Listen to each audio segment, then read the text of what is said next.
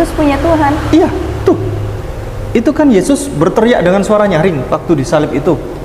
Iya. Eli, Tuhannya Allah. Oh, dia punya Tuhan. Iya kan? Iya kan? Dia berteriak dengan suara nyaring, Eli, Eli, lama sabachthani, artinya Allahku, Allahku, mengapa engkau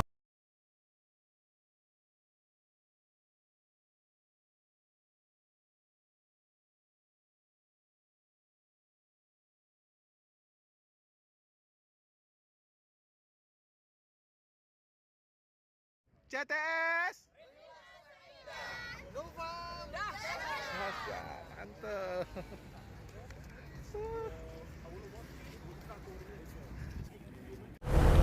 Yesus punya Tuhan. Iya, tuh. Itu kan Yesus berteriak dengan suara nyaring waktu disalib itu. Iya. Eli, Tuhannya Allah. Oh, dia punya Tuhan. Iya kan? Iya kan? Dia berteriak dengan suara nyaring, Eli, Eli, lama sabachthani, artinya Allahku, Allahku, mengapa engkau meninggalkan aku? Karena dia waktu itu saking sakitnya, dia merasakan sakit yang sangat keras, dia tidak ada yang menolong, bahkan dia menolong dirinya sendiri pun tidak bisa, sehingga dia memanggil Tuhannya, ya Allah, kenapa ini ya Allah? Kenapa engkau meninggalkan aku? Jadi Yesus punya Tuhan, namanya Allah. Allah. Oke, satu. Dua, Yesus di sini tidak bisa menyelamatkan dirinya sendiri. Iya. Berarti dia bukan Bapa. Segala sesuatu yang tidak bisa menyelamatkan dirinya sendiri, berarti dia bukan. Oke, dua. Ya, clear ya. Tiga. Di sini, di Alkitab setebal ini, sepanjang hidup Yesus, baik Yesus itu dalam keadaan lapar maupun kenyang, baik Yesus dalam keadaan bahagia maupun sedih, gembira maupun dalam keadaan yang bad mood, ya. Semua Yesus di Alkitab setebal ini memanggil Tuhannya dengan sebutan Bapa. Oh, Bapa. Iya, itu panggilan sayang gitu.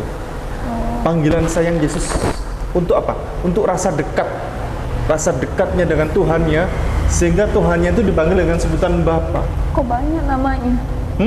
Banyak banget namanya. Iya, banyak orang menyebutnya sebagai Allah Bapa. Ada yang bilang Bapa, gitu kan? Yesus di Alkitab setebal ini selalu menyebut Tuhannya kalau berinteraksi, berdoa, mesti selalu menyebut Bapa.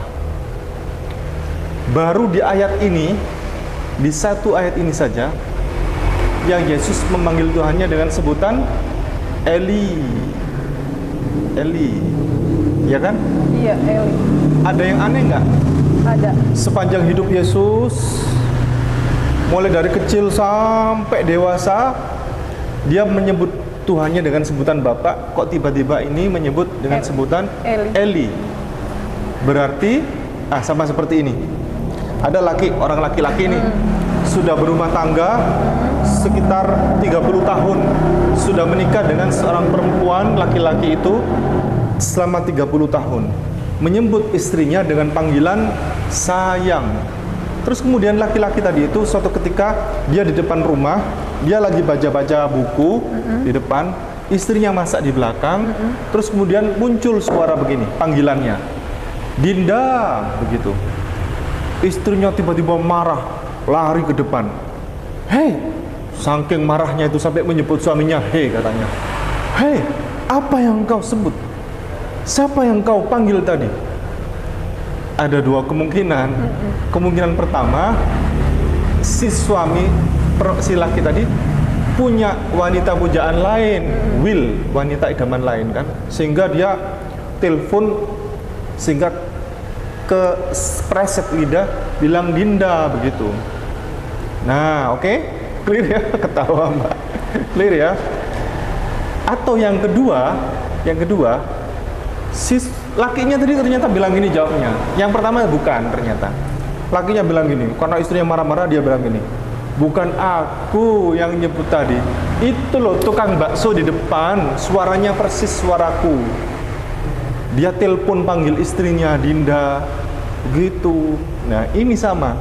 Sepanjang sejarah hidup Yesus, Yesus selalu menyebut Tuhannya dengan sebutan Bapa. Tiba-tiba satu ayat ini memanggil Tuhannya dengan sebutan Eli. Berarti ini adalah Penegasan. ini orang lain. Orang lain yang disalib. Ini bukan Yesus. Aneh kan? Aneh. Ya kan? Betul? Betul. Oke. Berarti ini linear dengan Al-Quran. Al-Quran bilang tadi, wa ma qataluhu wa ma salabuhu walakin syubbiha lahum. Mereka tidak pernah membunuhnya, mereka tidak pernah menyalibnya, melainkan yang dibunuh dan disalib adalah orang yang wajahnya diserupakan mirip Yesus, itu yang dibunuh dan disalib. Itu kata Al-Quran. Oke, sekarang pertanyaan untuk Mbak.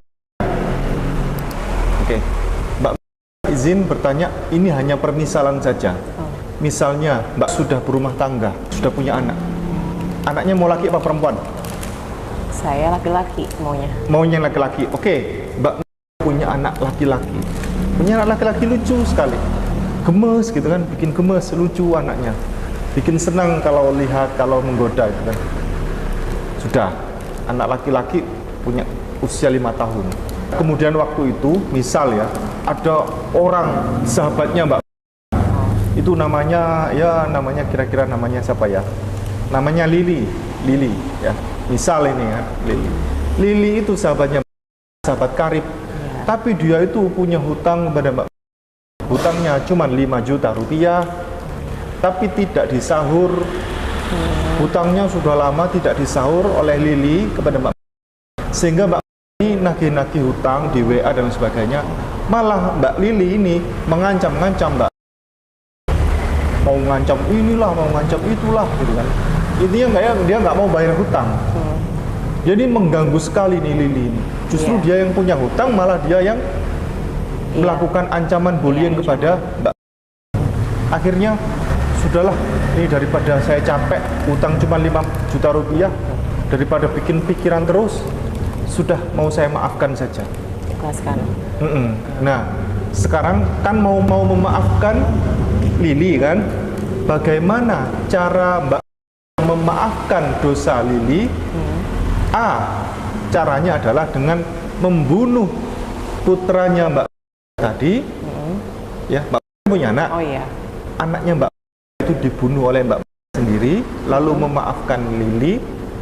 Atau B, cukup menyampaikan kepada Lili, Lili, aku maafkan kesalahanmu, utangmu lunas. Jawaban yang menurut saya nggak perlu dipikir, pasti yang B, Ustaz. Yang B, alasan? Alasannya kalau misalnya perihal hutang tersebut ya, misalkan kayak nanti impactnya jadi saya yang kena pressure, kena ancam ini itu, mengganggu diri saya maupun keluarga, apalagi saya lebih memilih untuk ya udah memaafkan, mengikhlaskan aja gitu. Tapi kalau dibandingkan dengan pilihan A, anak saya yang saya ini cintai gitu kan, masa iya saya korbankan hanya perihal 5 juta rupiah gitu loh. Jadi menurut saya ya jawabannya yang B gitu, baik untuk memaafkan, mengikhlaskan dibandingkan harus mengorbankan anak saya sendiri gitu. Yang saya mendamkan misalnya kan saya bunuh gitu, enggak sih, enggak mungkin. Tapi ada sesuatu ajaran ini, Tuhan ya, Tuhan punya anak, lalu anaknya itu disalib, dibunuh untuk memaafkan dosa umat manusia. Bagaimana kalau itu pendapat? Pendapat saya kalau misalnya naluri orang tua sendiri, kalau saya sendiri ya di posisi tersebut tidak ya, maksudnya nggak mau mengorbankan anak saya gitu. Karena kan anak saya ini kan yang saya kandung, saya lahirkan gitu. Masa iya saya harus korbankan beliau gitu kan? Nggak akan sih, nggak akan mau. Jadi tidak ada hubungan ya antara anak sama Mbak Lili? Iya, sangat apa ya, misalnya kayak nggak bisa di-compare aja gitu. Sangat nggak kayak apa ya, ya nggak ada ininya sih, karena kan masalah perihal hutang 5 juta, masa iya saya harus korbankan anak saya yang saya bilang tadi, yang saya rawat segala macam gitu. Mbak Lili sudah cerdas. Jawaban itu sudah cerdas. Karena apa? Penyaliban itu tidak pernah ada. Penyaliban Yesus untuk menebus dosa umat manusia, anaknya Tuhan tadi, tidak pernah ada. Karena kalau Tuhan mau menebus dosa umat manusia, mau memaafkan dosa umat manusia, cukup bilang Tuhan begini, wahai umat manusia, dosa kalian sudah aku tebus, dosa kalian sudah selesai. Iya. Logik tidak? Sekarang ini sisa beberapa pertanyaan sedikit. Menurut Mbak, Iya. Bapak itu siapa? Bapak, ya. Bapak itu siapa? A. Hanya Bapaknya Yesus. B. Bapak kita semua. Bapak ya. Menurut saya B. B. Iya. Alasan.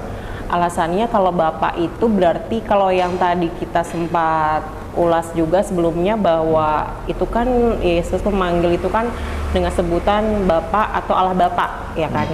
Kalau Allah Bapak atau Allah lah ya, itu kan satu ya, sifatnya satu, mutlak, emang nggak ada duanya, bahkan tiganya gitu kan. Jadi menurut saya kalau itu artian Bapak, ya kita artikannya sebagai Allah atau Allah gitu, ya satu, dan itu bukan hanya Allah atau Allahnya Yesus, tapi Allah umat manusia gitu, semuanya. Betul, Mbak lulus. Nilainya cum laude, summa cum laude. Dalilnya ada di Yohanes pasal 20 ayat 17. Saya bacakan. Ya. Kata Yesus kepadanya, "Janganlah engkau memegang aku, sebab aku belum pergi kepada Bapa, tetapi pergilah kepada saudara-saudaraku dan katakanlah kepada mereka bahwa sekarang aku akan pergi kepada Bapakku dan Bapakmu, kepada Allahku dan Allahmu." Aku akan pergi kepada Bapakku dan Bapakmu, dan Bapakmu, kepada Allahku dan Allahmu. Clear kan? Iya. Oke, pertanyaan berikutnya. Menurut Mbak, siapakah anak Allah? A. Hanya Yesus adalah anak Allah. B. Kita semuanya ini adalah anak Allah. Yang B, kita semua. Alasan? Alasannya karena kan nggak ada apa ya, nggak ada perikop apapun yang mengatakan bahwa anak saya ini hanya Yesus loh, gitu loh. Ya kalau memang kita mengimani bahwa Allah atau Allah itu satu atau esa, ya apa anaknya atau umatnya kita semua, bukan hanya Yesus saja yang disebut sebagai Allah, apa sebagai anak saya hanya dia gitu kan. Gitu. Lulus summa cum laude. Dalilnya dari Lukas pasal 3:38. Anak Enos, anak Set, anak Adam, anak Allah. Adam berarti anak Allah juga kan? Iya. Bukan hanya Yesus. Iya. Kalau seandainya Yesus gara-gara disebut sebagai anak Allah, kemudian dianggap sebagai Tuhan atau anak Tuhan, maka jauh lebih berkapasitas Nabi Adam. Karena Adam juga disebut sebagai anak Allah dan juga dia lahir tanpa rahim. Lahir tanpa rahim dari seorang ibu. Dia lahir tanpa ayah, tanpa ibu. Dia langsung Allah yang memberikan kejadian itu sehingga Adam lahir tanpa siapapun. Baik. Sekarang saya nanya kepada Mbak Lia. Mbak Lia. Mbak Lia, yang menyuruh menyembah Yesus itu siapa? A. Yesus, B. Pendeta. Pendeta. Pendeta. Iya. Ya, memang Yesus tidak pernah mengajarkan bahwa dia menyuruh orang-orang supaya menyembah Yesus. Tidak ada. Yesus selalu mengajarkan agar umat manusia itu menyembah Allah. Matius pasal 4 ayat 10. Matius pasal 4 ayat 10. Ayat 10. Maka berkatalah Yesus kepadanya, "Enyahlah iblis, sebab ada tertulis engkau harus menyembah Tuhan Allahmu dan hanya kepada Dia sajalah engkau berbakti." Bahkan Yesus kepada iblis, makhluk yang paling hina, yang levelnya paling rendah, Yesus mengajarkan, "Enyalah kau iblis, hanya kepada Allahmu sajalah, hanya kepada Allah Tuhanmu engkau berbakti, hanya kepada Dia sajalah engkau berbakti." Yesus seandainya Tuhan, Yesus pasti bilang, "Wahai iblis, hanya kepadaku sajalah engkau berbakti." Seandainya Yesus itu Tuhan. Oke, B. Sekarang ini, sebagai wanita yang normal dan bijaksana, mana yang akan Anda ikuti? A. Mengenakan hijab sopan seperti Bunda Maria. B. Mengenakan pakaian pendek dan celana hot pants sependek-pendeknya. A. A. Iya. Alasan? Karena karena hijab itu adalah apa namanya, penutupan aurat. Karena tubuh kita itu dari lutut sampai rambut itu adalah aura. Iya sih pakai. Bunda Maria. Pakai. Dalilnya di 1 Korintus pasal 11 ayat 5 sampai 6. Tetapi tiap-tiap perempuan yang berdoa atau bernubuat dengan kepala yang tidak berkerudung menghina kepalanya, sebab ia sama dengan perempuan yang dicukur rambutnya. Terus? Sebab jika perempuan tidak mau menudungin kepalanya, maka haruslah ia juga menguntungi rambutnya. Oh, Tetapi rambutnya. jika bagi perempuan adalah penghinaan bahwa rambutnya digunting atau dicukur, maka haruslah ia menudungi kepalanya. Saudara, ini adalah hukum Bible. Bukan Al-Quran loh ya yang bilang Iya. bahwa setiap perempuan itu wajib menudungi kepalanya Iya. dengan tudung, dengan hijab. Barang siapa yang tidak mau menudungi kepalanya, maka wajib dicukur habis rambutnya atau dibotakin. Karena itu kehormatan buat wanita. Jikalau tidak mau menudungi kepalanya, jikalau tidak mau dicukur habis rambutnya, ya tudungilah kepalanya dengan hijab, karena itu aurat. Ini adalah hukum Bible. Siapa yang melaksanakan ini? Orang Islam. Jadi ini seandainya Mbak sama Mbak Lia, seandainya Alkitab ini di akhirat nanti ternyata dihukumi oleh Tuhan sebagai sebuah kesalahan, ternyata Alkitab ini salah, kata Tuhan di akhirat, maka orang Kristen masuk neraka, orang Islam masuk surga. Seandainya Alkitab ini ternyata di akhirat nanti Tuhan menghukumi ini ternyata benar, maka orang Kristen tetap masuk neraka, orang Islam tetap masuk surga. Ini mau salah mau benar, orang Kristen tetap masuk neraka, orang Islam tetap masuk surga. Karena apa? Yang menjalankan seluruh ajaran Alkitab ini orang Islam. Tadi berhijab, orang Islam. Menyembah Allah satu-satunya Tuhan, siapa? Orang Islam. Orang Kristen menyembah Yesus malah. Iya. Nabi-nabi, semua nabi dan rasul menyembah Allah. Orang Kristen menyembah Yesus. Yesus menyembah Allah. Orang Kristen menyembah Yesus. Oke, Alkitab ini mengajarkan Yesus bersunat. Lukas pasal 2 ayat 21. Usia 8 hari Yesus bersunat. Kitab Kejadian pasal 17 ayat 11 sampai 14. Hukum bersunat, hukum yang kekal, hukum yang sangat tinggi dimuliakan, perjanjian yang kekal antara Allah dengan Abraham untuk keturunannya beserta bukan keturunannya, setiap laki-laki wajib bersunat. Yang tidak mau bersunat, yang tidak diikat kulit khatannya, maka wajib dilenyapkan atas kaum sebangsanya karena ia melanggar perjanjian yang kokoh itu. Yang tidak mau bersunat dihukum mati. Siapa yang menjalankan sunat?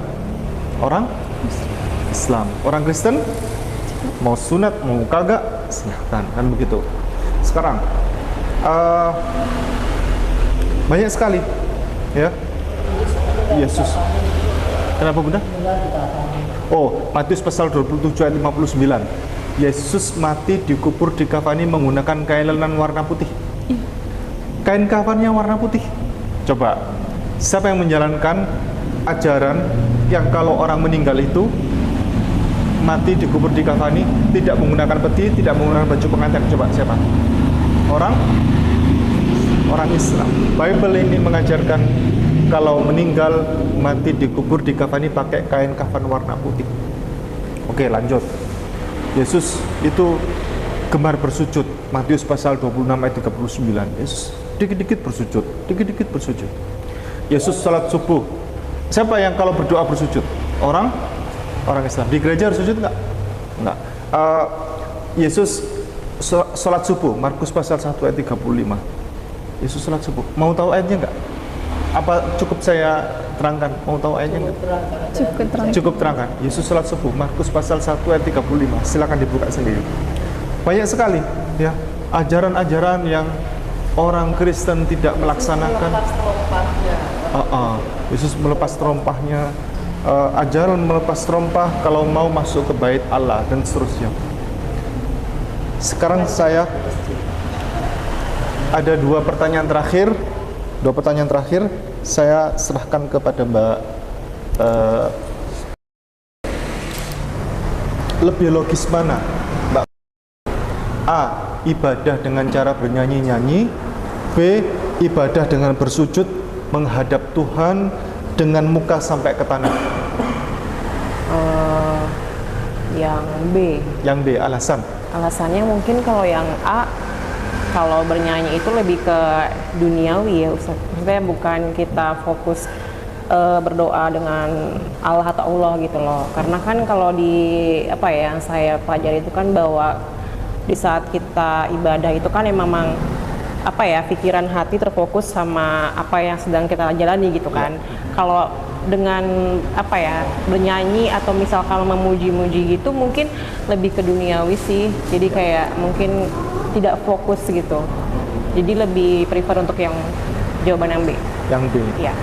Mbak sudah menjawab dengan jawaban yang benar. Karena apa? Karena ajaran para nabi dan rasul sudah sejak zaman dulu, kalau orang beribadah tata caranya adalah bersujud. Dalilnya ada di Nehemia pasal 8 ayat 6. Nehemia pasal 8 ayat 6. Pasal 8 ayat 6. Ya. Saya bacakan, Ezra membuka kitab itu di depan mata seluruh umat karena ia berdiri lebih tinggi dari semua orang itu. Ya. Pada waktu ia membuka kitab itu, semua orang bangkit berdiri. Stop. Ezra membuka kitab itu di depan Mata seluruh umat. Jadi karena Ezra berdiri lebih tinggi daripada semua orang itu kan? Iya. Ya. Ezra di sini berarti berkedudukan sebagai dia membaca kitab nih, dia berdiri. Semua umat duduk. Ezra sebagai imam, betul. Dia sebagai sedang berkhutbah, imam yang sedang berkhutbah. Pada waktu ia masih membuka kitab itu, tiba-tiba orang berdiri. Pernah tahu nggak Mbak Lia atau Mbak Lia, ada sebuah kejadian qad qamatis shalah, waktu khatib masih membuka kitab, tiba-tiba orang-orang bangkit berdiri untuk mau beribadah. Itu ada di Islam, itu namanya iqamah, mau sholat berjamaah. Lanjut Mbak. Ayat 7 ya? Ya. Lalu Ezra memuji Tuhan Allah yang maha besar dan semua orang menyambut dengan amin amin. Stop dulu. Ezra yang disebutkan di sini adalah seorang nabi yang sangat dihormati oleh kaum Yahudi. Dia adalah muslim, dia penyembah Allah. Yahudi dulu itu komunitas keluarga sebenarnya. Oke. Ezra kalau di Islam namanya Uzair ya, Uzair. Ezra memimpin peribadatan, memimpin proses peribadatan itu, dia menjadi imam. Lalu Ezra memuji Tuhan dengan sebutan Allah yang maha besar. Allah yang maha besar. Bahasa Arabnya Allah yang maha besar apa? Pernah dengar tidak? Bahasa Arabnya Allah yang maha besar. Allahu Akbar. Allahu Akbar. Pernah tahu kejadian itu enggak? Allahu Akbar. Terus kemudian di belakang menyahut dengan suara seruan amin. Itu aminnya 2 kali karena di belakang itu banyak sekali orang ya, mengejawantahkan bahwa di belakang itu banyak orang. Lanjut Pak. Ayat 8 ya. Lalu. Berikutnya. Kemudian mereka berlutut dan sujud menyembah kepada Tuhan dengan muka sampai ke tanah. Tadi sebelumnya sambil mengangkat tangan kan? Angkat tangan. Setiap kali gerakan mengangkat tangan begini. Allahu Akbar. Sami'allahu liman hamidah. Allahu Akbar. Lalu berlutut, membungkukkan diri, rukuk dan bersujud hingga muka sampai ke tanah. Bersujud hingga muka sampai ke tanah. Muka ini sampai menempel ke tanah. Pertanyaan saya sekarang, di atas hamparan bumi yang begitu besar ini, di bawah kolong langit yang luas ini, ajaran mana yang mengajarkan kalau beribadah itu seperti itu? Islam. Islam. Coba orang Kristen beribadah dengan seperti itu tidak? Itu ajaran Bible atau Al-Quran? Bible. Bible. Satu pertanyaan terakhir sebelum dilanjutkan oleh Ustazah Etika.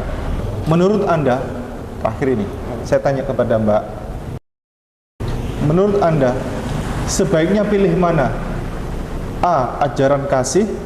Jika engkau ditampar pipi kananmu, maka kasihkan pipi kirimu. Atau B.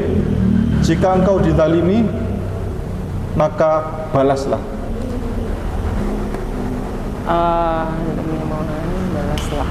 A. A. Alasan. Menurut saya kalau yang B tadi kan, kalau kita dizolimi ya, Ya. kita diminta pembalasnya. Iya.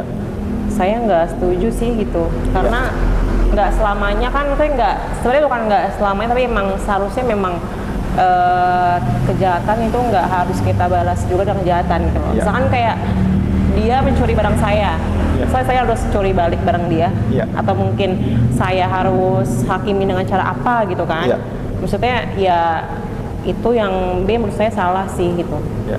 Jadi kalau untuk kita membalas apa ya, orang yang jahatin kita, saya nggak setuju gitu. Sebenarnya analisa Mbak ini tidak salah. Tidak salah, karena Mbak selama ini terpengaruh kepada promo, marketing atau branding yang itu tidak pernah ada. Sekali lagi, Mbak selama ini terpengaruh di dalam pikirannya dengan promo atau marketing atau branding yang itu sesungguhnya tidak pernah ada. Karena branding seperti itu, jikalau diterapkan, ya, yang pertama, Yesus tidak pernah mengajarkan seperti itu. Kalau Yesus itu pernah Yesus ditampar, ini Yesus pada faktanya ya, fakta sejarah di Bible itu, Yesus waktu itu kan mau disalibkan, dia ditangkap, tangannya diborgol ini, pakai diborgol begini, sehingga dia tidak bisa bergerak. Lalu Yesus ditampar pipinya, pak. Apa yang terjadi? Apakah Yesus ngasih pipi kirinya? Tidak. Yesus malah dia membalas tidak bisa. Tidak bisa. Apa yang dilakukan? Dia membalas dengan verbal itu. Kenapa engkau tampar aku? Apa salahku? Kan begitu. Berarti Yesus tidak ngasih pipi kirinya toh? Itu yang pertama. Yang kedua, jikalau ajaran kasih yang branding tadi itu diterapkan di kehidupan dunia ini, maka kejahatan akan merebak di mana-mana. Iya. Tidak ada polisi, tidak perlu hakim, tidak perlu penjara, tidak perlu pengacara. Iya. Karena apa? Karena jikalau jikalau orang dicuri sepeda motornya, dikasihkan sepeda motor berikutnya. Oh, dicuri sepeda motor. Ini sepeda motor yang satu. Silakan ambil. Ada ibunya, ada saudara perempuannya diperkosa, saudara perempuan satunya diperkosa, dikasihkan juga. Naudzubillah. Ya kan? Terus kemudian ada orang rumahnya dibobol sama maling. Oh, rumahku satunya juga masih belum, gitu kan? Dikasihkan juga. Naudzubillah. Jadi, jikalau ini diterapkan, ini sebenarnya hanya ajaran branding. Branding itu apa? Promo, marketing. Dan itu sebenarnya tidak pernah ada. Nah, kalau kita pilih B, itulah ajaran yang selama ini diterapkan di seluruh dunia. Dan itu adalah ajaran Islam. Jikalau engkau dizalimi, maka balaslah, tapi memaafkan lebih baik. Jadi, jikalau ada orang, rumahnya dicuri, lalu dia boleh dia menuntut itu ke pengadilan, lapor polisi, ada pengacara, ada hakim, kemudian yang tadi mencuri dihukum. Tapi jikalau mau maafkan juga lebih baik. Pernah terjadi di Amerika waktu itu, ada seseorang dibunuh oleh orang lain waktu itu, dibunuh ini, sehingga si laki-laki yang membunuh tadi itu viral tuh video itu. Diancam dengan hukuman mati oleh hakim di Amerika. Tapi si bapaknya itu waktu itu menyatakan di depan hakim, dia sambil menangis, "Wahai Bapak Hakim, aku maafkan orang ini." Sehingga pengadilan waktu itu selesai. Siapakah yang memaafkan itu? Orang muslim. Bapaknya tadi ternyata walaupun anaknya meninggal, bapaknya tadi memaafkan. Sehingga si pembunuh tadi itu menangis meronta-ronta.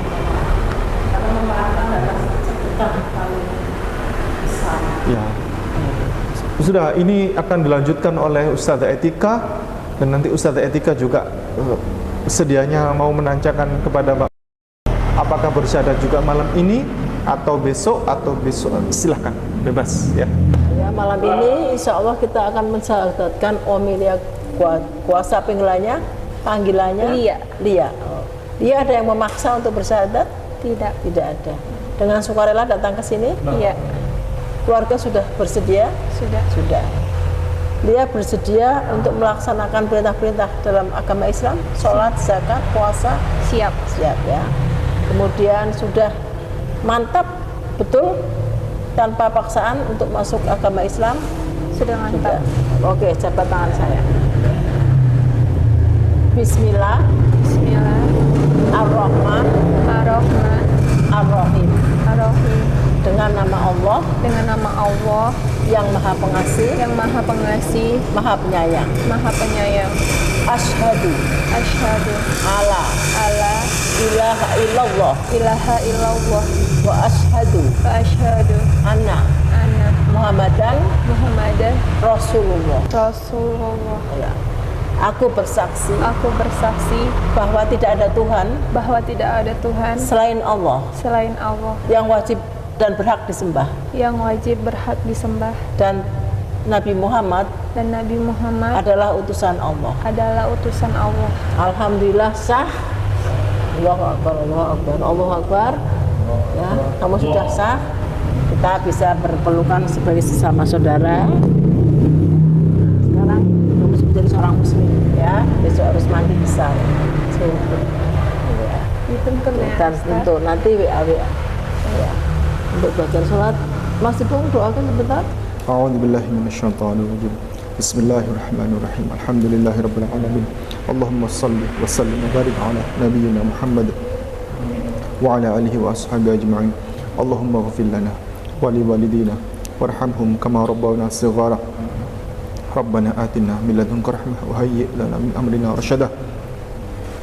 Rabbana zalamna anfusana wa illam taghfir lana wa tarhamna lanakunanna minal khasirin. Rabbana hab lana min azwajina wa dhurriyyatina qurrata a'yun waj'alna lil muttaqina imama. Rabbana la tu'akhidhna in nasina wa akhtana. Rabbana wa la tahmil 'alaina isran kama hamaltahu 'ala alladhina min qablina. Rabbana wa la tuhammilna ma la taqata lana bih wa'fu 'anna waghfir lana warhamna anta maulana fansurna 'alal qawmil kafirin. Rabbana atina fid dunya hasanah wa fil akhirati hasanah wa qina adzabannar. Ya Allah, berikanlah keteguhan iman, keteguhan, keistiqomahan kepada saudari baru kami atas nama Emilia atau Mbak Lia Gowasa dari Nias ini ya Allah. Semoga Engkau karuniakan kepadanya istiqamah dan Engkau bangunkan kepada kami semuanya ini rumah di surga ya Allah. Rumah di surga untuk bertemu dengan para nabi dan rasul bersama orang-orang soleh. Ya Allah, jadikanlah kami sekeluarga semuanya sebagai tamu Engkau yang istimewa di Mekah dan Madinah setiap tahun dengan cara Engkau yang ajaib. Ya Allah, semoga Engkau perkenankan kami semuanya di sini, kami sekeluarga, keluarga kami semua sebagai tamu Engkau yang istimewa dalam peristiwa kegiatan ibadah haji pada musim ibadah haji tahun ini atau tahun depan.